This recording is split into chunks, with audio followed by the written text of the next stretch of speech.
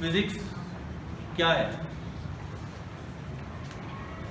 Physics के बारे में ज़ाहिर है आपने थोड़ा सा पढ़ा है ना पहले, पिछली क्लास में भी आपने चलिए कुछ साइंस के बारे में पढ़ा। तो फिजिक्स का लफ्ज़ सुन के आपके जहन में क्या चीज़ आती है? स्टडी ऑफ मोशन, सिर्फ मोशन।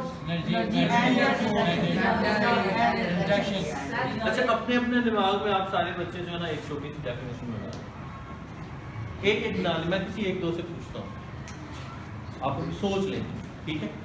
2-3 मिनट 2-3 सेकंड जो है वो आपको देता हूँ, आप सोच लेंगे। जी आप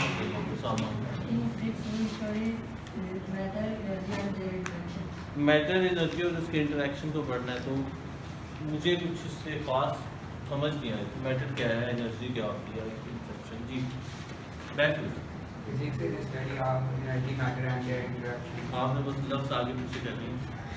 फिजिक्स जो है basically physics is science of measurement. Physics किसे कहते हैं? साइंस ऑफ मेजरमेंट है, साइंस ऑफ नेचर है। कुदरत के बारे में पढ़ना, नेचर के बारे में पढ़ना। आपको पता है ना साइंस क्या होती है? साइंस एक ऐसी स्टडी है, एक ऐसा नॉलेज है जो हम एक्सपेरिमेंटेशन से और ऑब्जर्वेशन से लेते हैं। तो जब शुरू में अभी नॉलेज इतना डेवलप नहीं हुआ था, बहुत ज़्यादा लोगों के पास नहीं था, तो जितने भी एस्पेक्ट थे साइंसेस के वो एक ही अम्ब्रेला के अंदर आते थे, उसे कहा जाता था नेचुरल फिलॉसफी। फिर वो बाद में डिवाइड हुए, थोड़ा सा जब नॉलेज बढ़ गया लोगों के पास, तो उन्हें दो ग्रुप में बना दिया गया, एक लिविंग साइंसेज और एक नॉन लिविंग, यानी एक फिजिकल और एक बायोलॉजिकल साइंसेज। फिजिकल साइंसेज जो थी वो नॉन लिविंग थिंग से रिलेटेड थी। फिर उन फिजिकल साइंसेज को आगे चल के हमने 5 ग्रुप में डिवाइड किया, फिजिक्स, केमिस्ट्री, एस्ट्रोनॉमी, जियोलॉजी और मेट्रोलॉजी। ये नाम पढ़े हैं ना आपने? मेट्रोलॉजी क्या होता है? वेदर से रिलेटेड, मौसमियात उर्दू में कहेंगे। जियोलॉजी अर्थ से रिलेटेड, स्टडी ऑफ अर्थ। इसी तरह फिजिक्स भी उनमें से एक ब्रांच थी, ठीक है?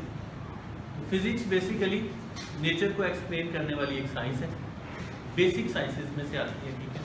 बाकी जितनी भी नॉन लिविंग थिंग्स की साइंसेज है ना, जैसे जियोलॉजी है या मेट्रोलॉजी है, वो भी इन वन वे और अदर फिजिक्स के साथ अटैच जरूर है। लेकिन फिजिक्स का सबसे ज़्यादा जो इंटरेक्शन है वो मैथमेटिक्स के साथ है। किसके साथ है? मैथमेटिक्स के साथ। हम मैथमेटिक्स और फिजिक्स इन दोनों को आपस से जुदा नहीं कर सकते। Physics is the science of nature. अभी हम उसकी वो टिपिकल डेफिनेशन जो आपकी बुक में लिखी हुई है उसकी तरफ नहीं जा रहे। Physics is science of nature and mathematics is the language of nature. Nature की जुबान है मैथमेटिक्स। देखिए मैथमेटिक्स आप पढ़ते हैं, मैथमेटिक्स कोई एक ऐसी चीज़ नहीं है जो कि इम्प्रैक्टिकल हो, ये आपकी ज़िंदगी में इस्तेमाल होती है।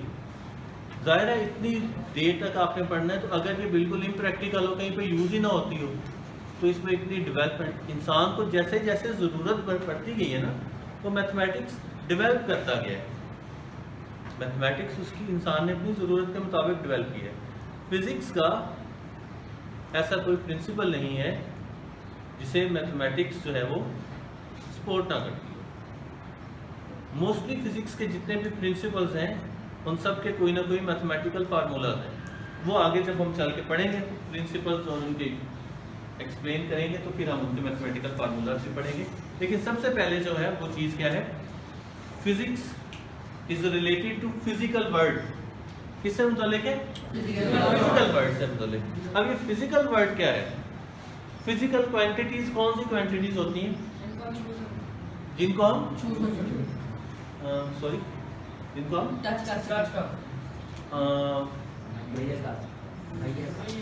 कुछ ठीक है, फिजिकल चीज़ें ऐसी होती हैं जिन्हें हम टच कर सकते हैं। लेकिन अगर हम इसे और ज़्यादा बेहतर तरीके से डिफाइन करें तो physical quantities are those which are measurable, जिन्हें हम मेजर कर सकते हैं। जैसे एरिया फिजिकल क्वांटिटी है, जैसे हाइट, जैसे किसी चीज़ का वजन जो है ये एक मेजरेबल क्वांटिटी है।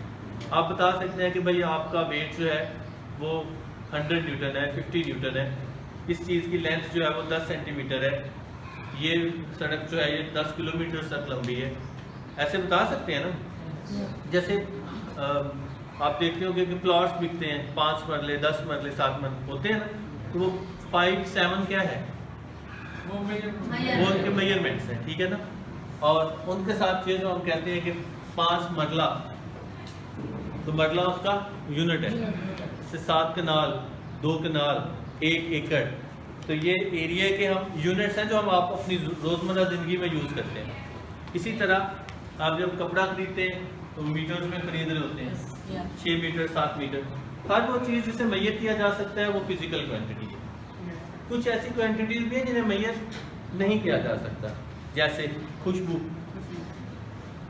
मैयर हो सकती है, कितनी खुशबू है, तेज़ है कम है, ठीक है, टेस्ट मीठा है कड़वा है, लेकिन कितना मीठा है ये नहीं आप बता सकते। इवन टेस्ट को भी बताने वाली जो है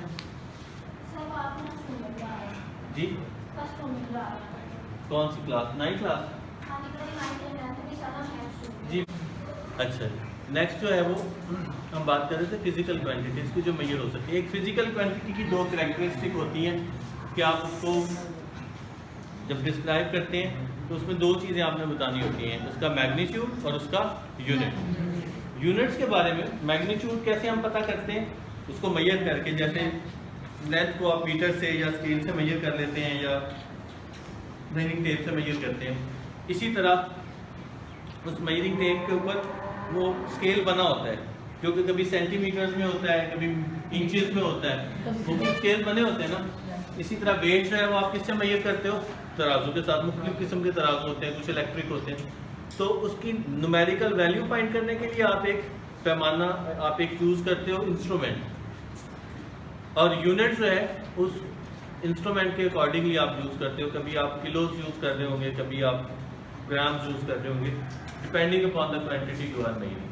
तो जब भी आप किसी फिजिकल क्वांटिटी को डिस्क्राइब करोगे तो उसमें आपको 2 चीज़ें बतानी होंगी, एक मैग्नीट्यूड और दूसरा उसका यूनिट, ठीक है। कौन कौन सी क्वांटिटीज बतानी, 2 चीज़ें बतानी। यूनिट्स जो हैं, जितनी भी फिजिकल क्वांटिटीज हैं, इन्हें हम 2 ग्रुप्स में बना लेते हैं। कौन से ग्रुप्स हैं वो, बेस क्वांटिटीज और ड्राइव क्वांटिटीज। बेस क्वांटिटीज कितनी है, 7, और बेस क्वांटिटीज उनके सिंबल, उनके यूनिट्स, और यूनिट्स के सिंबल ये आपके फिंगर टिप्स पे होने चाहिए, इसमें आपको सोचना ना पड़े, ठीक है। बेस क्वांटिटीज कितनी है, 7। कौन कौन सी हैं, लेंथ, मास, टाइम, टेम्परेचर। आपको नहीं पता तो बता नहीं रहे जी, length, mass, time, temperature, electric current, intensity of light और अमाउंट ऑफ, इन सब के अपने अपने सिंबल्स हैं। जैसे लेंथ का सिंबल L है, मास का सिंबल M है, टेम्परेचर का सिंबल कैपिटल T है, टाइम का सिंबल स्मॉल t है। फिर इन सब के अपने यूनिट्स हैं। लेंथ का यूनिट क्या है, मीटर, ठीक है। टेम्परेचर का केल्विन। इसी तरह और भी क्वांटिटीज के अपने अपने यूनिट्स हैं, जैसे मास का किलोग्राम है। तो 7 क्वांटिटीज के अपने अपने मखसूस यूनिट्स हैं। ये बेस क्वांटिटीज हैं, ये बाकी सारी क्वांटिटीज के लिए बेसिस फ्राहम करेगी, यानी बाकी सारी क्वांटिटीज को आप इनकी मदद से डिस्क्राइब करते हो। अब इनके यूनिट्स जो हैं उनको लिखने के लिए हमारे पास रूल्स हैं। वो रूल्स क्या हैं कि कभी भी जब आप यूनिट लिख रहे हैं, अगर आपके पास सामने टेबल है तो आप टेबल खोले जरा।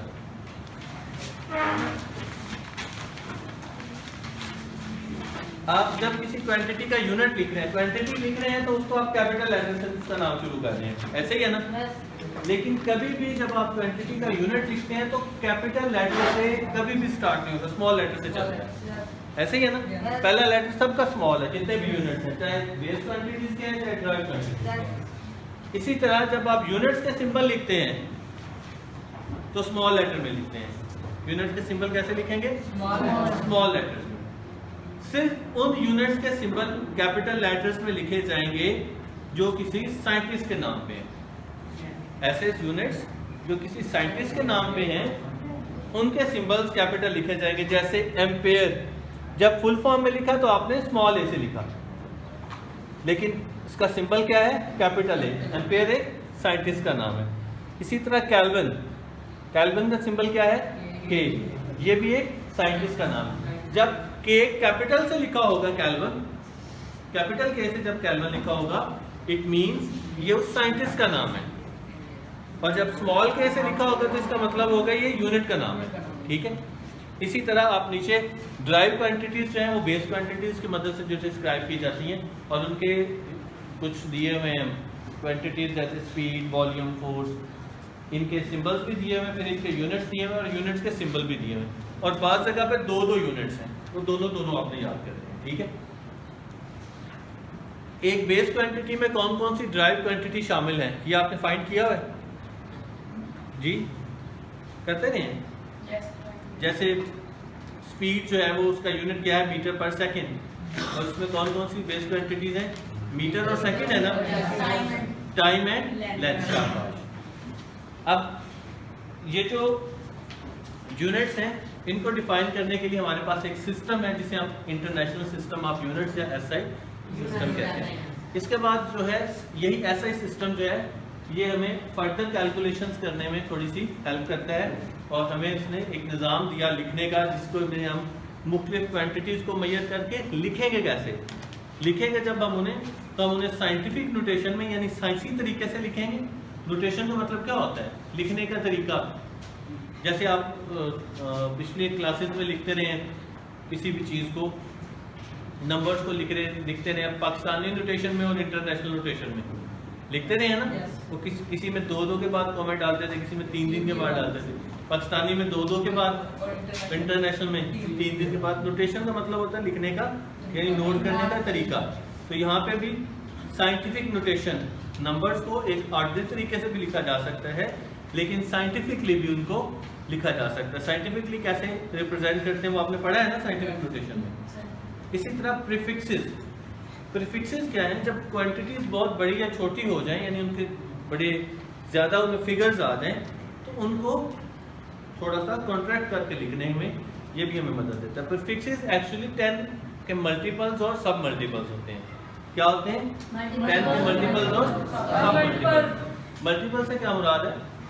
मल्टीपल से मुराद है 10 से बड़ा, यानी 10 गुना, 100 गुना, 1000 गुना। ये 10 रेज़ पर 1, 10 रेज़ पर 2, 10 रेज़ पर 3। जहाँ पे 10 का एक्सपोनेंट पॉजिटिव होगा वो मल्टीपल है, और जहाँ पे 10 का एक्सपोनेंट नेगेटिव होगा उसे सब मल्टीपल करेंगे। जैसे 1 10 रेज़ पर -1, इसका मतलब क्या है? 10 टाइम्स नहीं, 10th पार्ट। 10 रेज़ पर -2, इसका मतलब क्या है? सेंटी।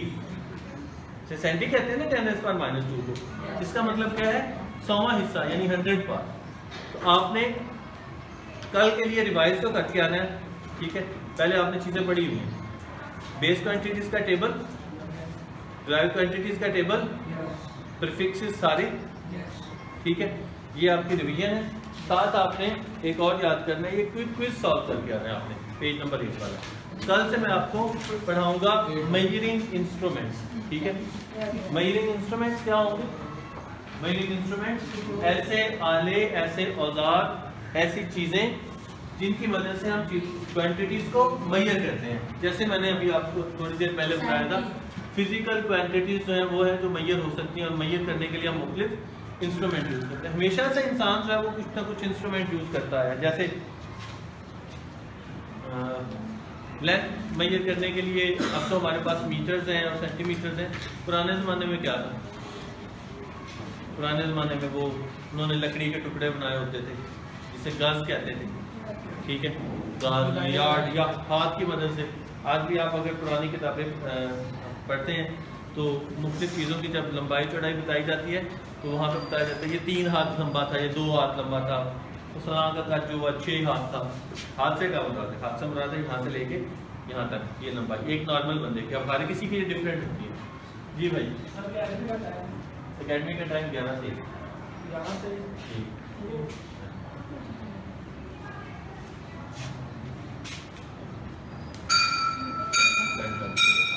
ठीक है।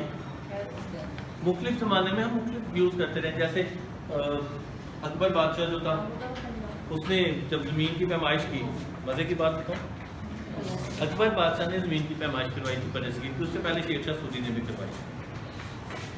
जब उन्होंने ज़मीन की पैमाइश की पूरे इंडिया की, तो वो चमड़े की एक जुरेब सी जी मेरा भाई एक साथ 8 मुश्किल है। एक क्वेश्चन नंबर 3 जो है इसकी वाई की वैल्यू उसका कहना है कि ये सही रिजल्ट चलता है।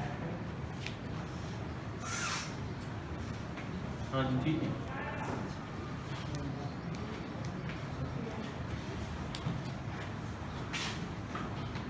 जी क्या नाम है? ज़मीन की फरमाइश की तो उन्होंने वहाँ पे चमड़े की जुरेब पहले इस्तेमाल की थी शेरशाह सूरी ने, लेकिन उसका प्रॉब्लम क्या आता था कि वो थोड़ी थोड़ी देर के बाद चमड़ा सुगड़ता जाता है, वो साल के बाद ज़मीन सुगड़ जाती थी, कुछ के एकड़ बड़े और कुछ के छोटे हो जाते थे। फिर उन्होंने क्या किया, बांस के डंडे बनवाए, उनको एक ख़ास लेंथ में सबको काटा और उनके दोनों सिरों पे उन्होंने लोहे के कड़े से लगा दिया आगे से कि वो ना बढ़े ना छुटा है। बांस ने तो उसकी लेंथ में तो फर्क नहीं आना, तो फिर उससे उन्होंने ज़मीन मैयत की। और उसमें मैं आपको बताऊं, यहाँ पे हमारे स्कूल के सामने एक बड़ी तारीखी सी पगडंडी है, इससे पीछे इधर ये जितना एरिया है ना, इन सब का एकड़ जो है उसमें 8 कनाल और 18 बनते हैं। वो 200 बाई 220 का है, यानी 220 बाई 200 फुट जो है उसकी डायमेंशन है, 220 फुट उसकी लंबाई है और 200 फुट उसकी चौड़ाई। इस पगडंडी से जिस पे एक खजूर है, इसे इस साइड पे हो जाए तो एकड़ में आ जाते हैं 8 कनाल, बस 198 बाई 200।